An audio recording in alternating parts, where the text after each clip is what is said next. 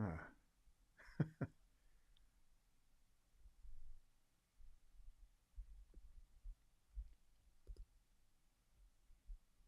So, this is my first live, so forgive me for hesitating.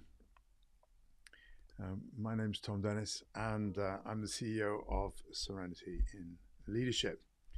And I've been reflecting on the challenges that leaders are facing now, today. There's a recent McKinsey report that talks about there being 6 CEO priorities for 2023. First is building resilience, being able to adapt and react and respond with speed. Then the second is having a courageous mindset towards change.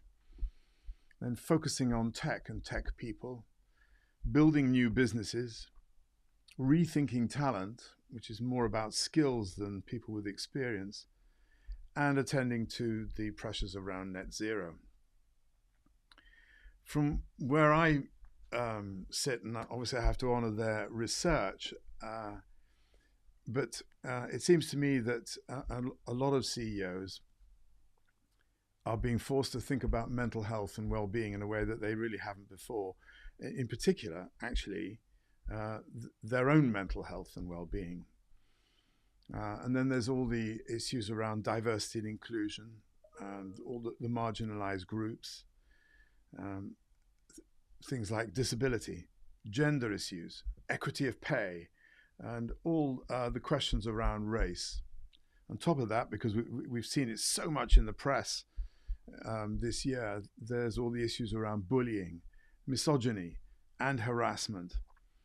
And on top of that, things that we don't hear so much about, but I think really are enormous pressures on the C-suite, compliance and risk management. Because there's always some regulator somewhere who's coming up with a new bright idea, which causes all sorts of difficulties and challenges.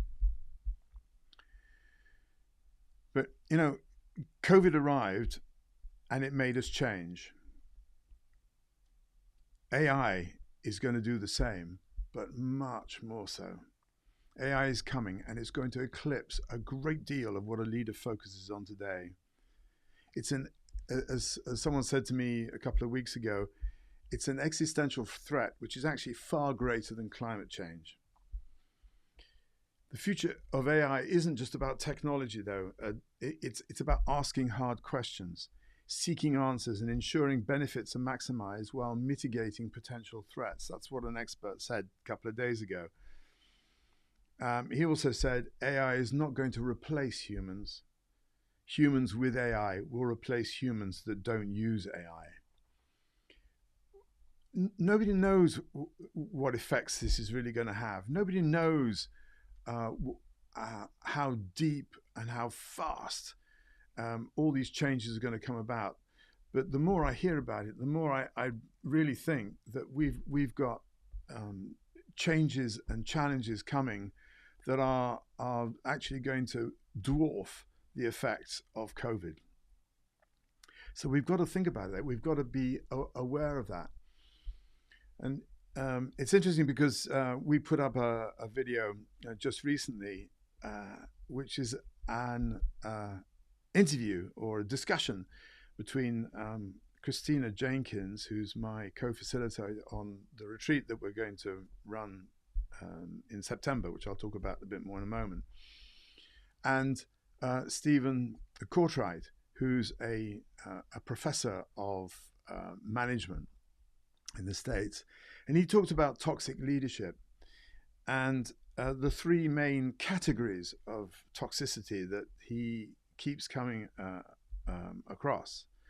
The first is there's a mistaken assumption by leaders that it's a unilateral focus on results is the way forward, what he called the bottom line mentality.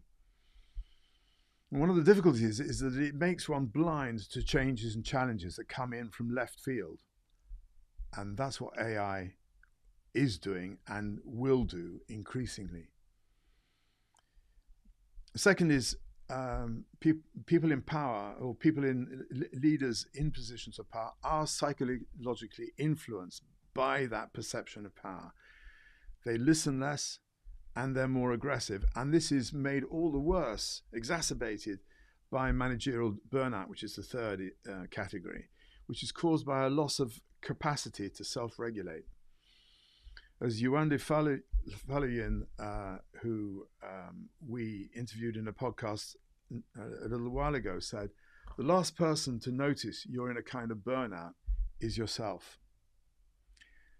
So what's this got to do with our retreat that we're running in September? Well, it's called Leading Through the Void. And as McKinsey said, the first priority is to build resilience. But how do you do that? For me, the fundamental skill of leadership that's needed for the future is a self-awareness. We have to start by knowing ourselves. And after that, we have to learn how to lead ourselves. And that's where the resilience comes in. That's where the agility to deal with challenges that come in from left field or wherever, and to be able to prioritize with a clear mind. All these skills are fundamental. And the retreat is a place where people can come and review and reflect. They're going to switch off their phones. They're going to switch off their PCs. The retreat's 5 days and 6 nights. And it's in an awe-inspiring place in a spa venue in Guatemala. And it'll really give them the opportunity to explore what is that drive. What are the drivers that we have that keep us going? You know, when we get up in the morning, what makes us want to get to the office and do great work?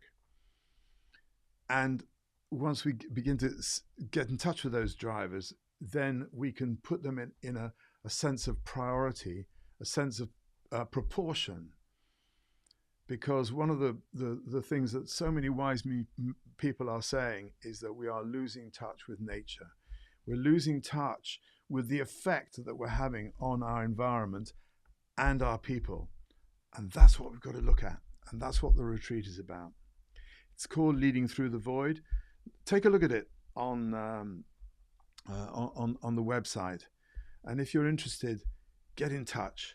We'd love to hear from you. It's going to be an amazing event, an amazing opportunity.